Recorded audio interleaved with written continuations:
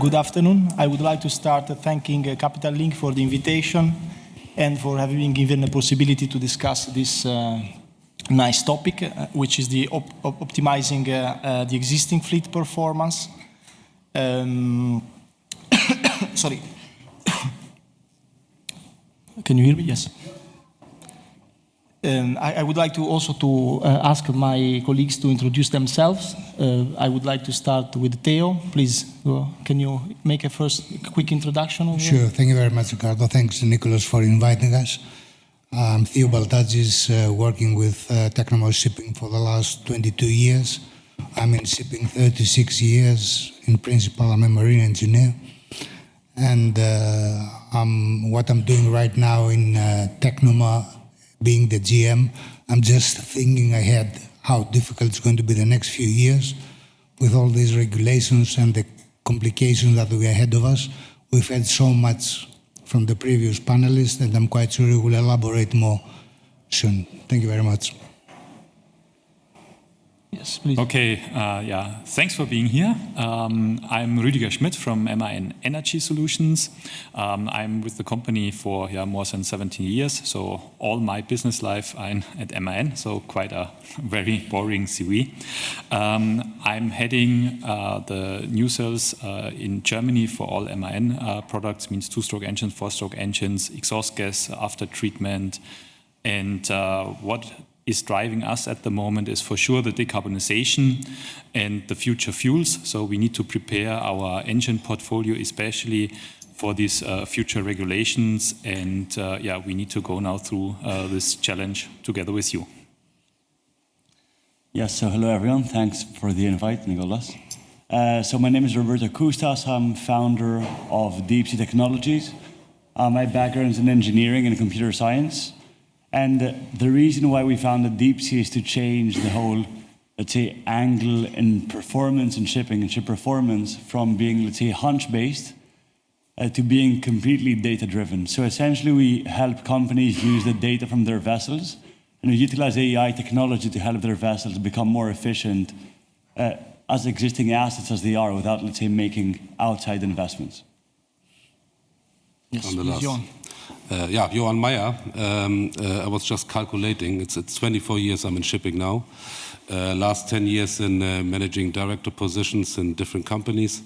Last 2 years with Columbia Shipmanagement, mainly in Hamburg, Germany, plus CSM Energy, which is the offshore arm of Columbia Shipmanagement.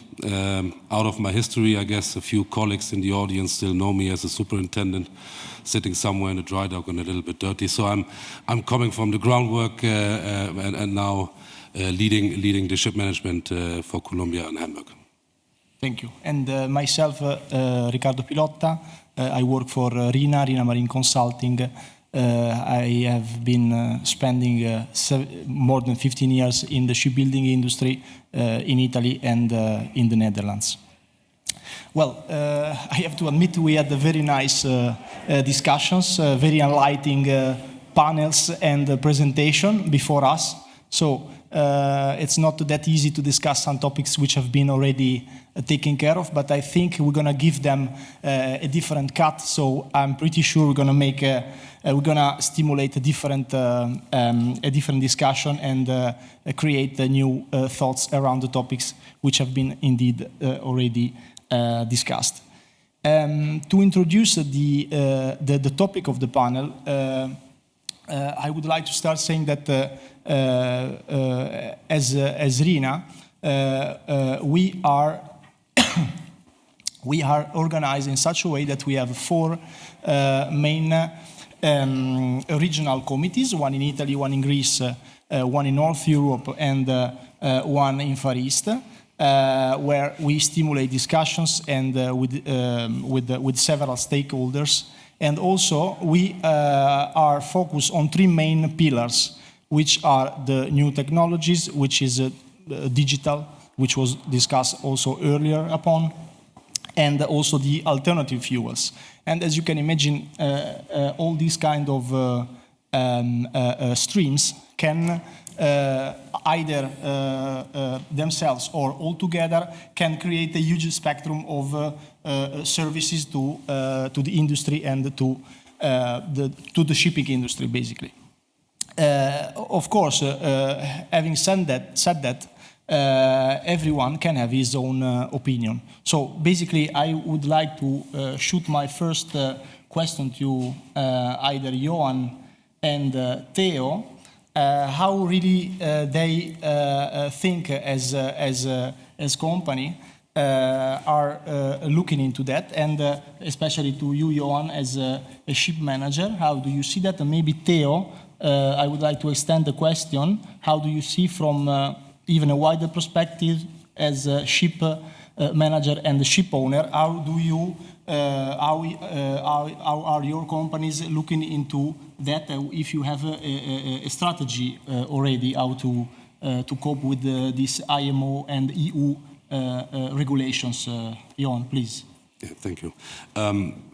Generally, I have to say, looking at our fleet, it's 380 vessels at the moment, which are of different types, different trade, etc. So it's kind of difficult to have a stiff strategy and put it towards each of our clients. So what we are looking in at the moment, and what is our strategy, let's say, is fuel optimization or optimization in general. It's digitalization, and it's a big topic. It's partnerships, because our heartbeat is ship management, and without the proper partners, without scaling up, we will not be able to cope with the upcoming requirements. What we also see, and this is also as a crew manager quite important, is the social responsibility and the training. So even on minor things like explaining an AB that it might make sense to switch off the light when leaving the cabin. This will be small steps, but also steps which we are taking into consideration. But all in all, I would say it's very tailor-made for each and every client, and I have to say also for each and every asset. And we as the manager, and also together with our partners, we try to tailor each individual and single case to cope with the upcoming requirements. In addition, I learned one thing today from Dr. Stopford, that I will book cooking courses, I guess, to make the right pie. So that's something we are looking into now as well. No, that's our. Well, so basically, you are also looking into different kind of vessels. You Exactly. make a tailor-fit specific strategy for Yes. each and every Yes. vessel, Yes. divided by category. Yes, If exactly. you can So call it so like we are introducing soon a platform, let's say, with our partners and us together, which is called One Link, and is actually combining all the different parts you can get within the industry, actually, be it voyage optimization, be it fuel optimization, be it weather routing, training, etc., covering the upcoming topics All linked together. as a one-stop shop. I think this is something which is in the need of our clients and which is in need of the market. That's why we are working on it, and will be released quite soon. Yes. Looks interesting. Thank you very much, Johann. Theo. Yeah, thank you very much. Being owners and managers, we are a little bit more focused than Johann. We have only 100 vessels, 75 of them are containers, and 25 of them are bulk carriers. So we have the opportunity and the luck, let's say, to deal with major container charterers, and this is, I have to say once more, it's luck, because they have a different approach compared with bulk carrier charters. They are very focused, they are very determined, and they are very understanding, and we work hand in hand in order to optimize our fleet. This gives us the opportunity to work with, let's say, the leaders of the market, and try to implement measures that they will end up having the ships quite efficient by the end of the modifications, and will extend, let's say, ideally the lifespan. While on the bulk side, quite frankly, we haven't heard anything from anybody up to now regarding what kind of optimization, what kind of approach we're going to have on our fleet. For sure, there are two different animals. And I have to say that we are doing a couple of major projects involving a few ships in total, that energy-saving devices starting from bulbous bow modification, propeller modification, PSCVs, trim optimization, variable frequency drives, probably the whole lot. The only thing I would exclude is this bubble approach on the hull.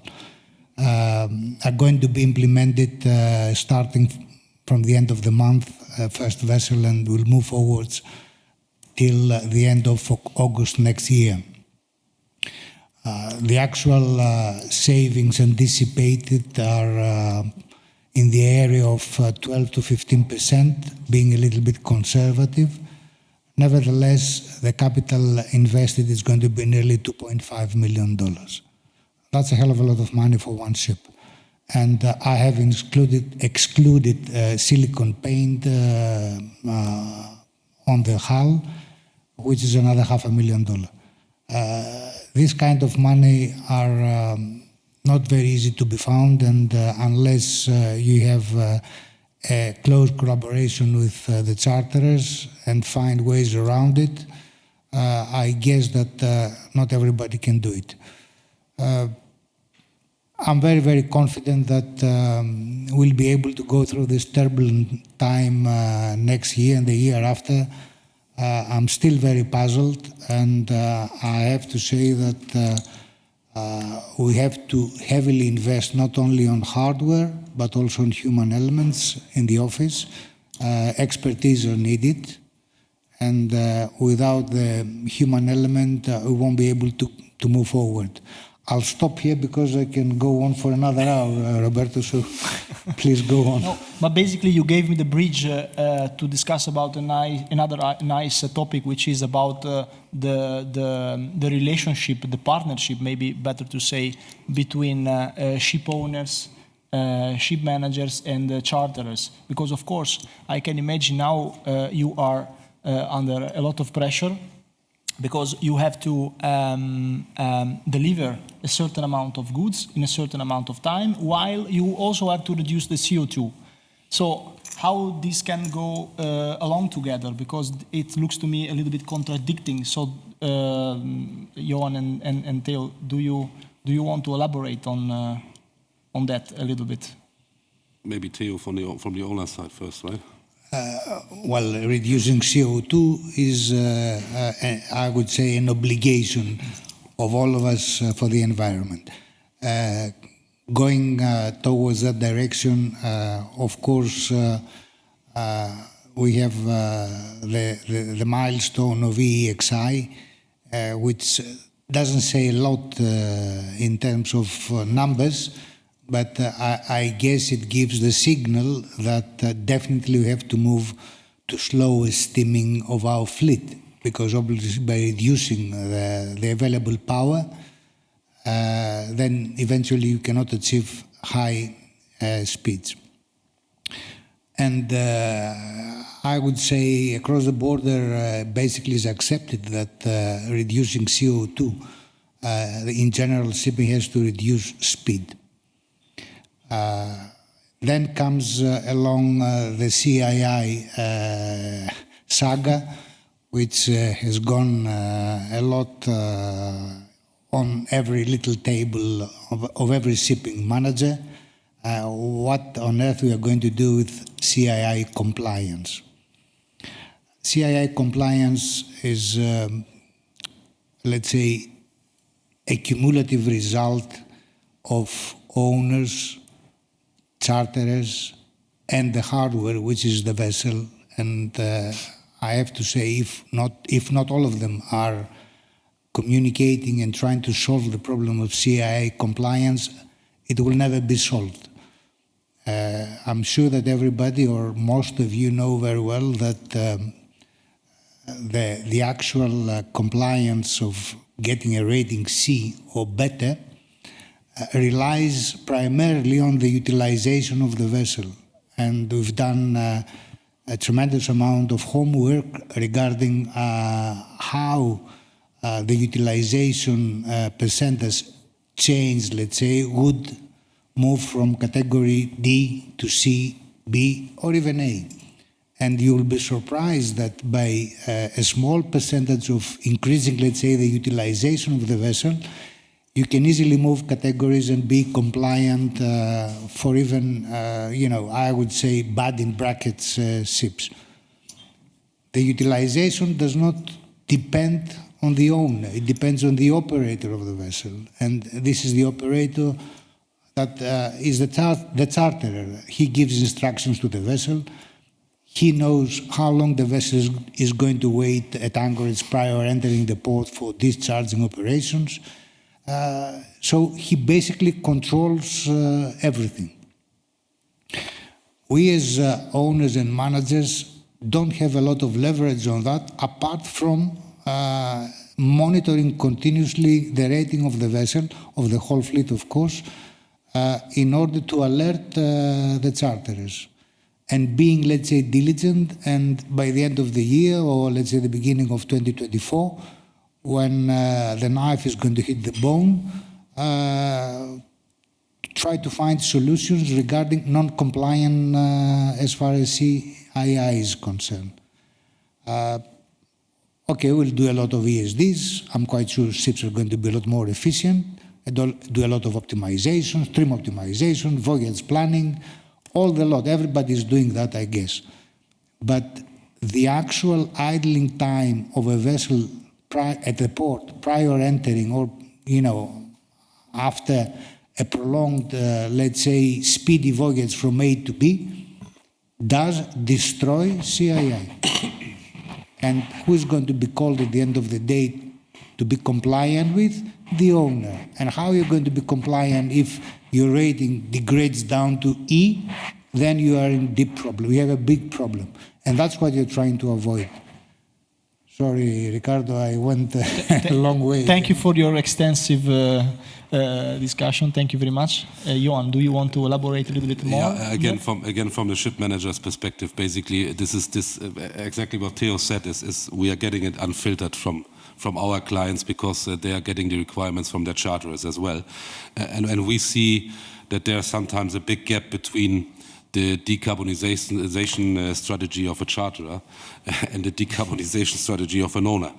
Yeah. What we also see is that I had a talk before the panel session here. It's a little bit like, I remind a little bit of the ballast water treatment implementation, let's say, where everybody was a little bit leaning back and waiting what is going to happen, or if it's a delay or something like that. And at the moment we feel that mostly power limitations is the one and only solution for at least the next 1-2 years, and we will survive with that. And then let's see what will happen next. I think it's important, and I do go with the charterers also pushing the greenification a little bit forward.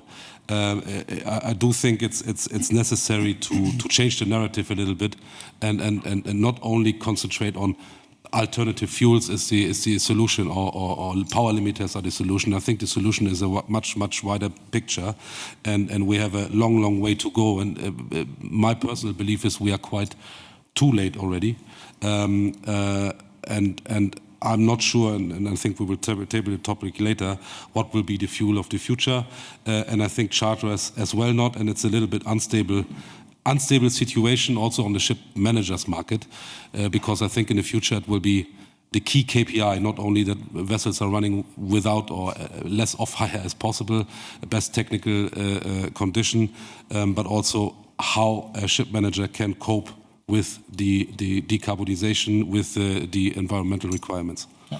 Thank you, Johann. Thank you very much. But luckily, sitting around this table, we also have somebody who can maybe help the ship owners and ship managers with new technologies. Actually, during one of the break we have, I don't remember if either the lunch or the coffee break, but I had the opportunity to see what Roberto's company can do. There's a demo outside, so if somebody can also want to play with it afterwards. But I would like to leave the floor to Roberto first, and after to Rüdiger to explain what your companies can provide with. Thank you, Roberto, please. Yes, of course. So, because there are so many things I want to say, hearing all the conversations, the previous panels as well, one thing that I want to do is, before I do a pitch of the company, is do some logical steps into what does it mean that the prices of fuel are increasing, or if we even use alternative fuels, they'll be more expensive than the current fuels that we have today.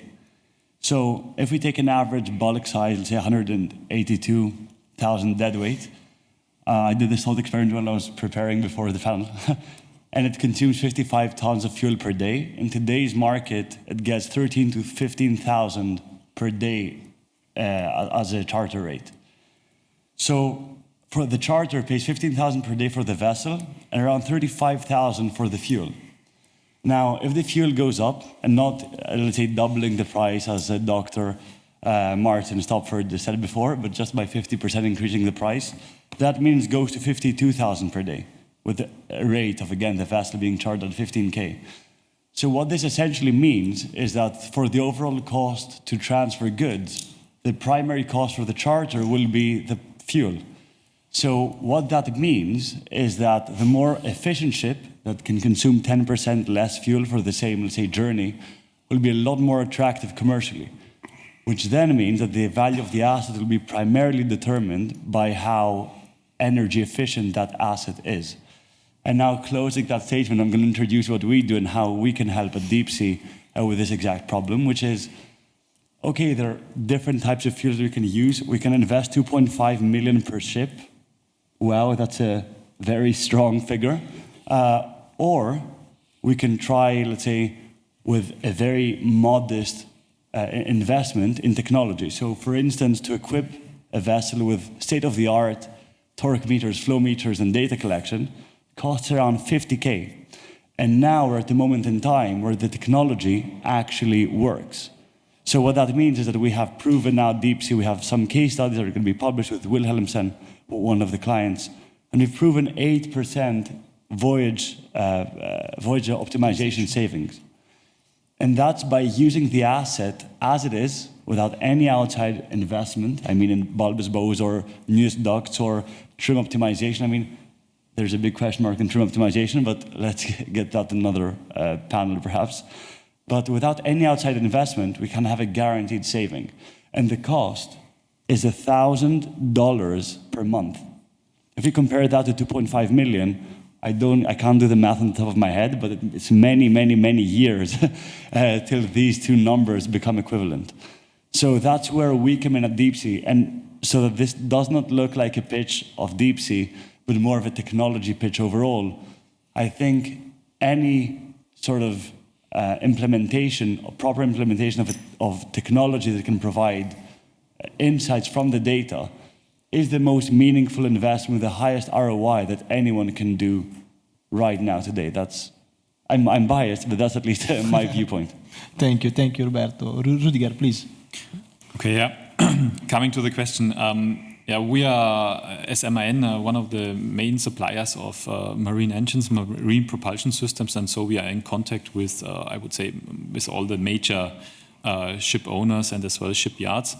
And some years back, we discussed about cylinder condition and all that stuff, but in the last 2 or 3 years, all the discussions only go around one topic, and it's decarbonization and saving greenhouse gases and CO2. And we see 3 major fields which can be addressed to reduce the CO2 emission of a vessel or of the shipping industry globally. The one and first one, which is I think the most simple one, is just speed. So reduce speed, and then you reduce your CO2 emission per ton kilometer measured. And with the EEXI and the CII and so on, with these new regulations coming up, we see now a big big demand for this engine power limitation. So that's quite a simple measure. The next one, which can be done as well on the existing fleet, and I would say the next step is to work on the efficiency. There are many measures. I just want to make one example, and this is optimize the propeller. So we had here the bulbous bow, but as well the propeller. On a fixed pitch propeller, you can cut off the old propeller blades and then adjust new propeller blades. It's during docking a simple measure. We as MAN or our competitors, we can calculate these retrofits. And on vessels, with, I would say, older designs, you can gain easily 7, 10, or 12% of efficiency, resulting in a lower fuel consumption. And then the last big field, and I would say in the when we see the next 30 years until 2050, I think it's the one which is the most difficult one to work on, and this is fuel. And our influence is as well limited, and yours as ship owner or whatever your role is in shipping as well, because it depends a lot, not only on the demand side, but as well on the supply side. We discuss at the moment a lot of fuels, methanol, ammonia, and so on. And the demand for our engines running on these different fuels is really high. And the question is, where will be the supply in 5 or 10 years from now for this bio or synthetic fuels? And but to reach finally the goals, speed and efficiency are for sure nice parts, but the most important and biggest part will be the fuel. Yeah. Thank you, Rüdiger, very much. So basically, just to wrap up what we have been discussing so far is we discuss about the company strategies, we discuss about partnership either or not in place between ship owners and charterers, and what the actual technology can provide us with.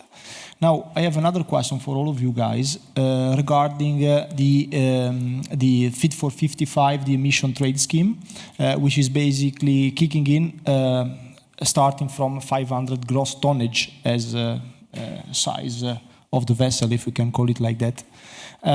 Do you think this might create strange mechanisms within the shipping market, or new opportunities, or something like that? Johann, you want to start with that? Good but difficult question. I know. That's why I'm asking. Honestly speaking, I don't think so. I think it's also again a matter of the type of vessel, of the trade, etc., etc. So I don't think that that big players will jump on this one. Let's put it this way. Yeah. There might be niches where it makes sense, but I don't believe it's going to happen. Yeah. Fair answer. Same, Roberto, I agree with Johann on this one. You have the same. You have the same picture as well, right? Yeah. Thank you. Rüdiger? Yeah, same as well. And I think at the end, no field or no size will be left unregulated. So I think European Union or whoever will regulate as well the smaller things. Yeah, indeed. Basically, somebody is thinking to decrease the threshold to 400 gross tonnage in the next future. So that's probably the next step. But still, I want to hear from Theo what he thinks about it. Yeah, I tend to agree. I believe it's basically politically driven decision for the time being. But definitely, as Rüdiger said, the whole market is going to be regulated sooner rather than later. Yeah. Okay. Now I have also another questions regarding the alternative fuels. I know it has been already discussed multiple times today, but basically, you know, there are several alternative fuels, LPG, LNG. Ammonia, methanol, hydrogen, you name it. I was just thinking that, but that's my personal opinion. I don't think all of them are suitable for all kind of vessels. For example, I can name one, ammonia. again, it's personal opinion. I don't feel that it has a great future for either cruise vessels or yachts, because maybe owners don't like to feel the smell of that when they jump on board. But still, there is a lot of possibilities within the market. I would like to hear from you, all of you, what do you think about it, and what is the how to call your favorite alternative fuel, Johann, and why? I have to answer that a little bit wider. Let's put it this way. We are since 1 and 2 years we are doing a lot of things. For example, together with Total Energies, we look in a fuel transition, etc., etc. We are talking with Saudi Aramco on greenification. We are part of a big EU project now in the carriage of ammonia on board and storage. There's a lot of things we are doing and testing. We are testing different alternative fuels on different vessels for different clients. If you ask me today, I can only tell you that I forgot my glass bowl at home, and I cannot tell you what would be the right fuel of the future. And I'm still convinced that maybe in 3 to 5 years' time we are talking about maybe also other alternative solutions. Yeah, can most likely be. So that's why it's hard to say, to be honest. Yeah. Roberto, do you agree with that, or you have another vision? The thing is, I think the answer, although it's obvious at the end of the day, the fuel that's going to prevail is the cheapest one. And what that means is it greatly depends what the carbon tax is going to be to make the transition to alternative fuels as an investment also economically viable. Now, I think nuclear is actually, I agree that nuclear is a very good option.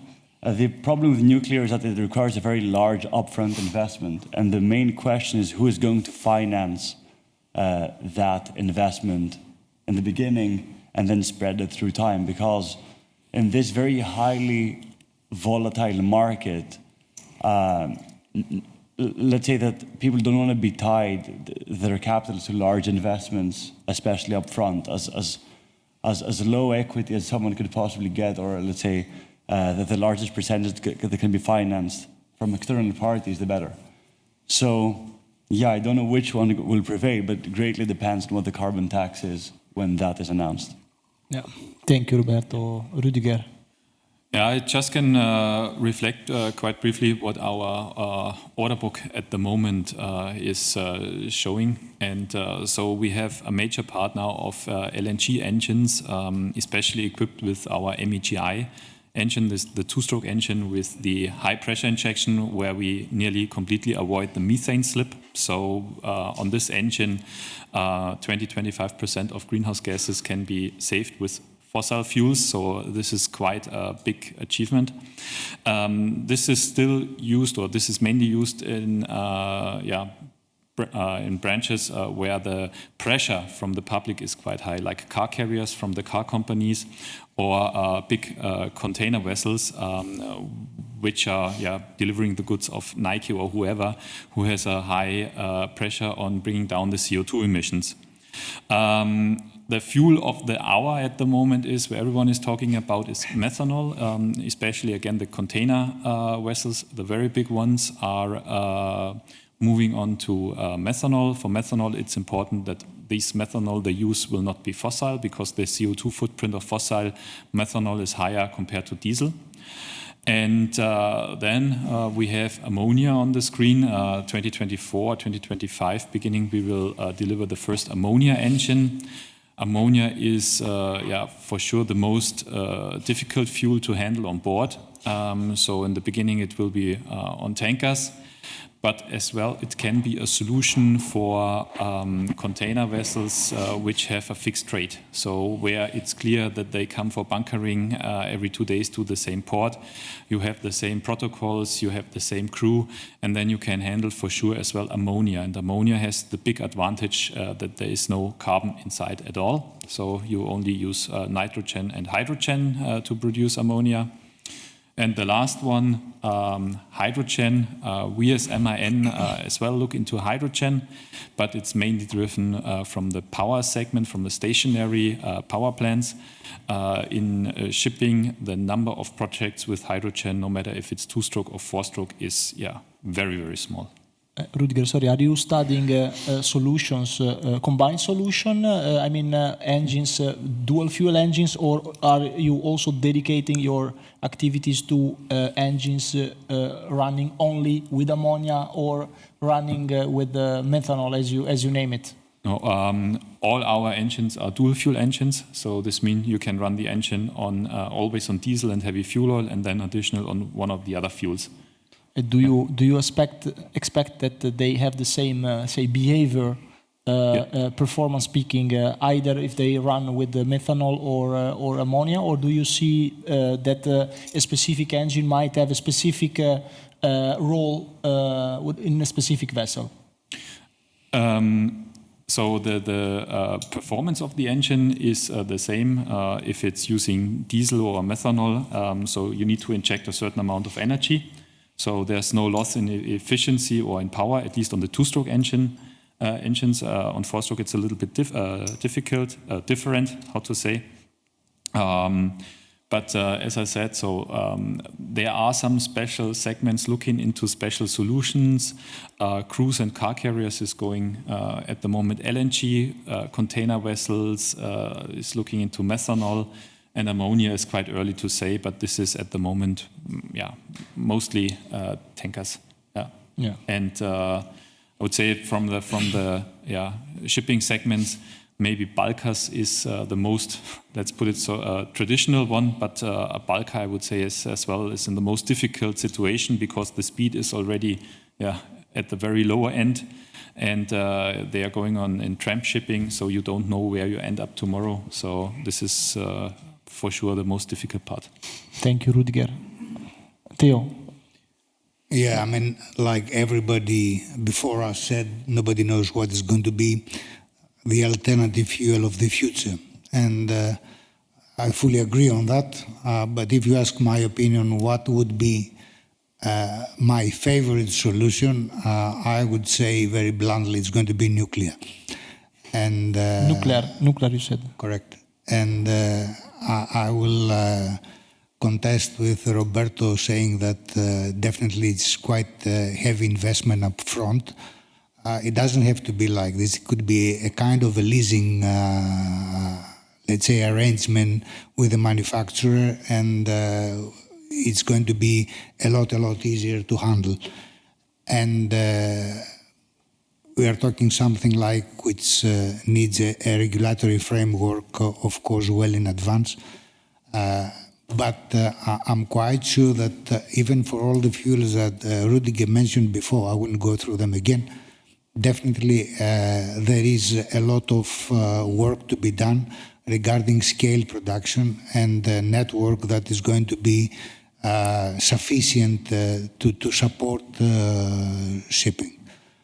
Same applies for nuclear power ships. I mean, it needs some time, definitely, but just think that you'll never have to bunker again. That's something very traditional. And probably at the end of the day, operating a nuclear power ship is going to be less complicated compared with a ship that is run, let's say, with ammonia. Yeah. Thank you, everyone. So I think we can leave the stage with this dilemma, which is going to be the most favorite alternative fuel for the future, or maybe for the next panel. So I would like to thank all the colleagues which have helped us today. Thank you. Thank you very much.